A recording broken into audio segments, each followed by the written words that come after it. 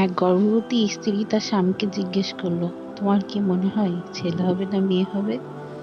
স্বামী বলল, যদি ছেলে হয় তাহলে ওকে আমি অঙ্ক পড়াবো, ওকে নিয়ে রোজ খেলতে যাব, মাছ কিভাবে ধরতে হয় সেটা শেখাবো। স্ত্রী বলল, আর যদি মেয়ে হয়?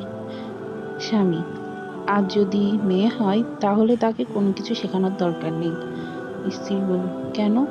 স্বামী, কারণ আমার মেয়ে আমাকে দ্বিতীয়বার নতুন করে সবকিছু শেখাবে।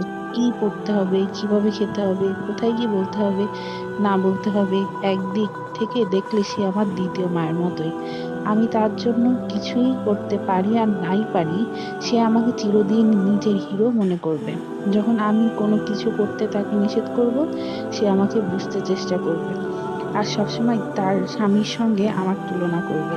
সে যে বয়সেই পৌঁছাক সারা জীবন এটাই চাইবে যে আমি তাকে একটা বেবি ডলের মতোই ভালোবাসি।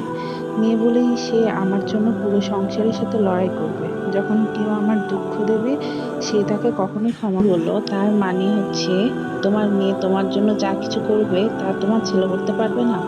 স্বামী বলল, সেটা না, এমন হতে পারে আমার ছেলে এইসব করতে পারে কিন্তু সে শিখবে, আর মেয়ে এইসব গুণ নিয়ে পৃথিবীতে জন্ম নেবে।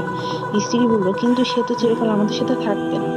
স্বামী তখন বলল, কিন্তু আমরা তার মনের ভেতরেই থাকবো, এতে কোনো কিছু যায় আসে না সে কোথায় গেল না না গেল।